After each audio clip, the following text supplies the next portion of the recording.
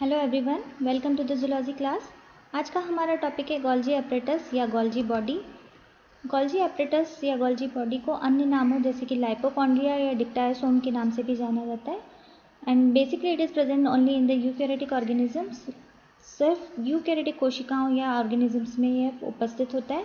जितनी भी प्रोकैरियोटिक कोशिकाएँ हैं उनके अंदर जितने भी मेम्ब्रेनस सेल ऑर्गेनल्स होते हैं वो अनुपस्थित होते हैं, किंतु कुछ ऐसी यूकैरियोटिक कोशिकाएं भी हैं जिनके अंदर गोल्जी एपरेटस अनुपस्थित होता है, जैसे कि आरबीसी कोशिकाएं या लाल रक्त कणिकाएं।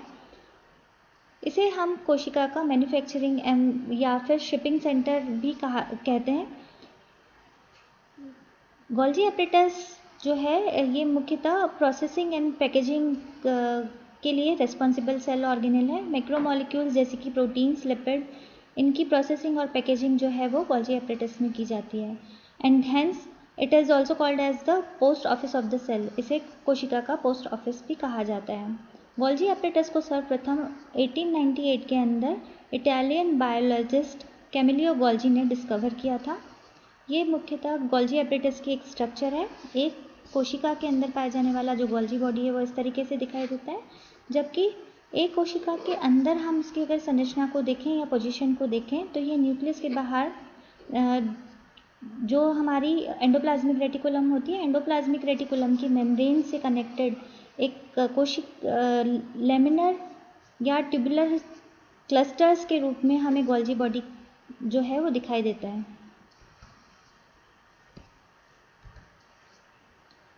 गोल्जी एपरेटस की स्ट्रक्चर अगर हम इलेक्ट्रॉन माइक्रोस्कोपी से देखें तो it can be seen as a composed of stacks of flattened structure which contains numerous vesicle containing secretory granules। इसे हम एक फ्लैटेंड स्ट्रक्चर्स या ट्यूब्यूल्स के स्टैक के रूप में हम इसे देख सकते हैं, जिससे काफ़ी सारे कई संख्या के अंदर वेसिकल्स जुड़े रहते हैं जिनके अंदर सिक्रेटरी ग्रेन्यूल्स प्रेजेंट होते हैं। गोल्जी एपरेटस जो है वो प्लांट्स और एनिमल्स दोनों के अंदर मॉर्फोलॉजिकली सिमिलर होता है, लेकिन इसकी अगर संरचना देखें तो हम काफ़ी प्लियोमार्फिक दिखाई देती है, यानी कि कई सारी संरचनाओं से मिलकर के बना होता है। कुछ कोशिकाओं के अंदर ये कॉम्पैक्ट एवं limited spread out reticular net like structure के रूप में दिखाई देता है। गोल्जी एपरेटस जो है वो बेसिकली एक complex array of interconnecting tubule, vesicle और सिस्टर्नी से मिलकर के बनी हुई संरचना होता है। सबसे पहले हम देखते हैं व्हाट आर सिस्टर्नी। सिस्टर्नी को, जिनको हम सिंगुलर में सिस्टर्ना कहते हैं। सिस्टर्नी जो है वो एक माइक्रोमीटर डायमीटर की एक central flattened plate like structure होती है, प्लेट लाइक या सोसर लाइक स्ट्रक्चर होती है, जो कि कई सारे पैरेलल बंडल्स स्टैक के रूप में एक दूसरे के ऊपर व्यवस्थित रहती है। Cisternae they are central flattened plate like और saucer like close compartments that are held in parallel bundles और stacks one above the other, एक दूसरे के ऊपर पाई जाती हैं। दो सिस्टर्ना के बीच में स्पेस उपस्थित होता है लगभग 20 से 30 नैनोमीटर का। Each stack of cisterna forms dictyosome. पूरा अगर स्टैक को अगर हम देखें तो उसको हम एक डिक्टायोसोम बोल सकते हैं। एक एनिमल सेल के अंदर, इन स्टॉक के अंदर सिस्टर्ना का नंबर 5 से 6 होता है, और अगर प्लांट सेल के अंदर सिस्टर्नी की संख्या देखें तो लगभग 20 के करीब पाई जाती हैं। हर एक सिस्टर्ना जो है वो एक यूनिट मेम्ब्रेन से बाउंड होता है, जो कि लगभग 7.5 नैनोमीटर थिक होती है। It is around 7.5 nanometer thick unit membrane. And इनके बीच में जो ल्यूमन होता है या बीच में जो रिक्त स्थान उपस्थित होता है, that is of around 500 to 1000 nanometer space. The cisterna's margins or the margin of the cisterna, they are basically curved and hence giving an bow-like appearance to the cisterna। जो cisterna है उसको एक bow-like appearance देते हैं। इनके जो margins होते हैं वो curved होते हैं। curved margins का जो convex part होता है वो cis face कहलाता है, जबकि जो concave face होता है डिक्टायोसोम का उसे हम trans face कहते हैं। इसे हम डायग्राम से समझ सकते हैं। These are basically tubular structures which are called as cisterna।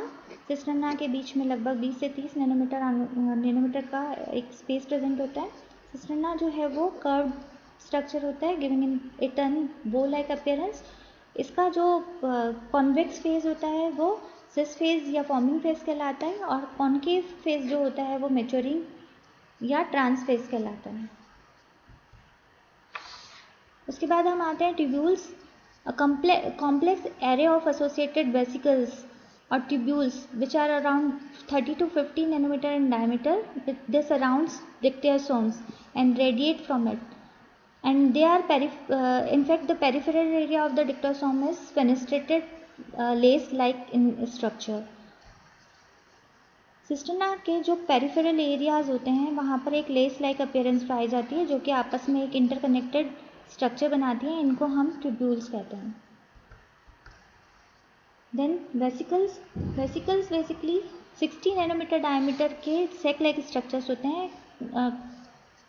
अगर हम इन्हें संरचनात्मक दृष्टि से विभाजित करें तो there are 3 type of vesicles present, the transitional vesicles, secretory vesicles and clathrin coated vesicles. Transitional vesicle जो हैं वो small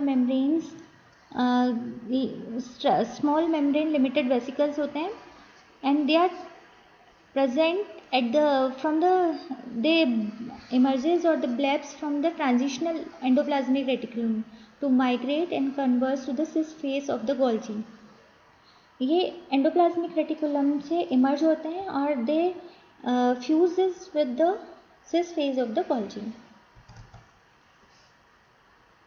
These are the transitional vesicles जो कि एंडोप्लाज्मिक रेटिकुलम से इमर्ज होती है एंड ये जाकर के फ्यूज होती है from with the cisterna of the Golgi.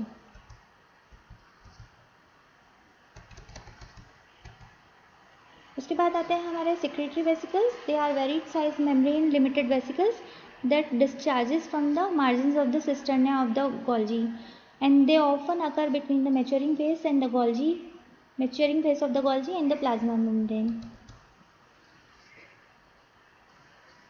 Secretary vesicle जो हैं ये मार्जिन से अराइज होते हैं, Golgi के मार्जिन से अराइज होते हैं. Golgi की जो सिस्टर्ना होते हैं उनके मार्जिन से इमर्ज होकर के, और ये प्रेजेंट होते हैं in between the plasma membrane and the maturing phase of the Golgi.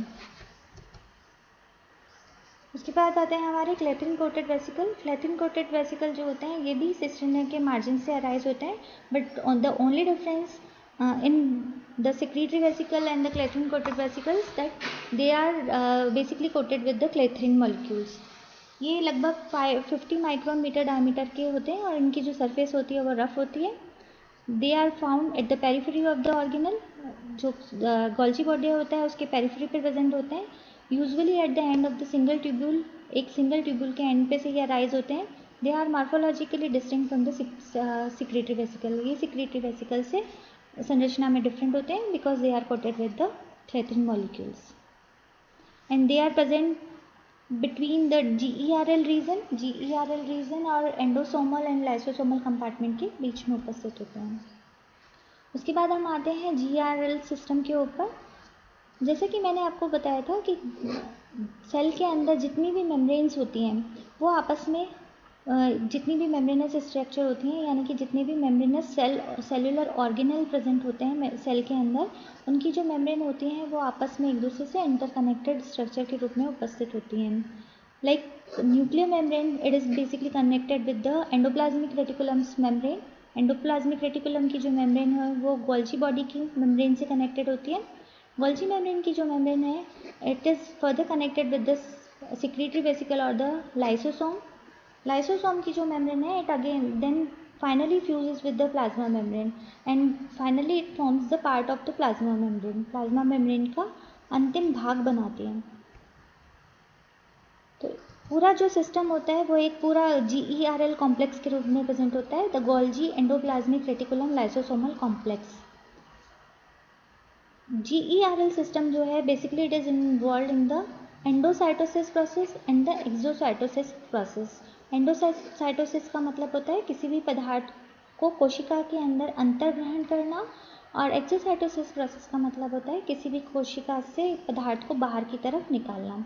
तो GERL system it is basically involve in the endocytosis and exocytosis process. उसके बाद आते हैं हम function of the Golgi apparatus. Golgi apparatus को जैसे कि हमने देखा कि it is also called as the traffic police of the cell, या इसको हम post office of the cell भी कहते हैं. and basically it play a key role in the sorting of many cells, proteins and membrane constituents. हर एक कोशिका के अंदर अलग अलग प्रकार के मेम्ब्रेन कॉन्स्टिट्यूएंट्स और जो सेल के जो विभिन्न मैक्रोमोलिक्यूल्स प्रोटीन्स हैं उनकी सॉर्टिंग करने का काम करता है. Golgi apparatus in animal cell, basically it is involved in the packaging and exocytosis of the material, and in certain in various kind of cell, it is basically involved in the certain cellular organelles such as plasma membrane, lysosomes, acrosomes of spermatozoa, cortical granules of variety of oocytes. They are involved in the transport of the lipid molecules around the cell. Lipid molecules के transport में involve होते हैं. इसके अलावा प्रोटीग्लाइकेन्स के production में involve होते हैं. They are also involve in the synthesis of the carbohydrate. कुछ मॉलिक्यूल्स के सल्फेशन का काम जो है उसके लिए भी गोल्जी एपरेटस रेस्पॉन्सिबल होता है. इसके अतिरिक्त जो फास्फोराइलेशन का प्रोसेस है मॉलिक्यूल्स के अंदर, उसके अंदर गोल्जी बॉडी को एटीपी बाहर से इंपोर्ट करना होता है and it is basically responsible for the phosphorylation of certain molecules. Plants के अंदर प्राइमरी और सेकेंडरी सेल वॉल के विभिन्न कंपोनेंट्स को सेल वॉल तक पहुंचाने का जो कार्य है वो गोल्जी एपरेटस करता है. It is basically involve in the secretion of material of primary and secondary cell wall like export of glycoproteins, lipid pectins, monomers of the hemicellulose, cellulose and lignin, etc. Thank you.